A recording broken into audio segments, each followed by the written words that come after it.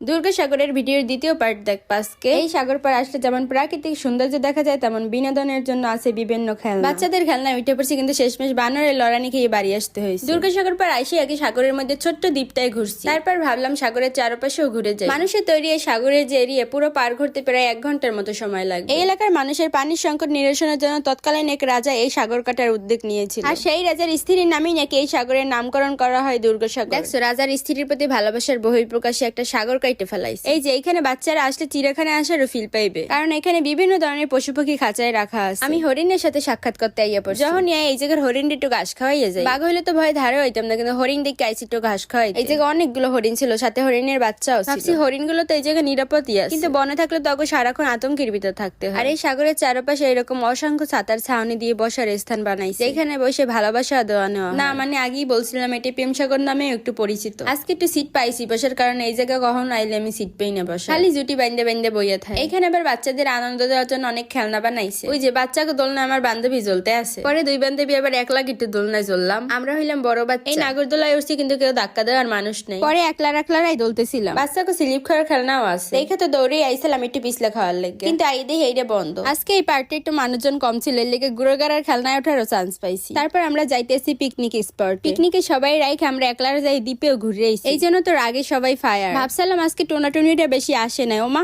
এই সাইডে এই দিয়ে পুরো লাইন ধরে বসা সবাই। যাক গো ভাই, তারা তাদের কাজ করুক, আমরা এই পড়ছি সবাই মাঝে। এখানে আইসি দেই টিচার একটা খেলার আয়োজন করছে, আরো নাকি 2-3টা খেলা সবাই খেলে ফেলাইছে। তখন আমরা ছিলাম দুর্গাসাগরের দ্বীপের ভিতর। এই খেলার নাম কি আমি কইতে পারি না, খেলার নাম দিলাম আমি বোতল মাছ। এই যে পোলাগতা মাঠের বাইরে যাওয়ার পর বান্ধবী আইছে, কিন্তু এমন জোরছি মারছে মাঠের ধারেও যায় না। পরে আসলো আমাদের অমিয়া, আইসে এক বোতলটারে ক্যাচ ধরে ক্রিকেট খেলে ফেলছে। দেখা যাক এখন বোতল মেরে কয় নাম্বার ঘরে নিতে পারে। এই যে 1 নাম্বার ঘর অব্দি গেছে। যাক মায়ের মধ্যে একজন হইলো তো পারছে। এদিকে আমার বান্ধবীটা দেওয়ালে যাই লাগিয়ে পড়ছে। তারপর আইলো আমার পালা। আমি তো বোতলটারে ধরেই প্রথম মাইরে দেওয়া দর্শালাম, পরে দেখি পিছনের এক দিয়ে দিচ্ছে, কিন্তু আমিও গোড়া ডিম খেলছি, মারছি একদিক গেছে আর একদিক। তারপর আবার ঘুরতে বেরোইলাম। আগেই তো বলছি বিশাল বড় এরিয়া, বাসার কাছে হলেও সহজে আসা হয় না, এর লেগে কই আইসি যখন পুরো পার ঘুরেই যাও। আজকেও আইতাম না, বান্ধবীরা নিয়ে আইছি। দুর্গাসাগরের সৌন্দর্য দেখার জন্য এই জায়গাটা নতুন বানাইছে। এই জায়গায় আইসে দিয়ে সামনে 2 জন 2 পাশে দাঁড়াই রয়েছে। একটু ভাবনাতে গেছিলাম, গেছে জুতো খুলে যায়। এই সময় একটু বেশি ভাবনাতে যে একা উষ্টা খাই, নাহলে জুতো খুলে যায়। তাহাদের 2 জনের মাঝখান থেকে আমি সোজা হাইটে গেলাম, তাছাড়া আর যাওয়ার জায়গা ছিল না। তো দুর্গাসাগরে এরকম 2টা জায়গা বানাইছে, এই জায়গা 2টাতে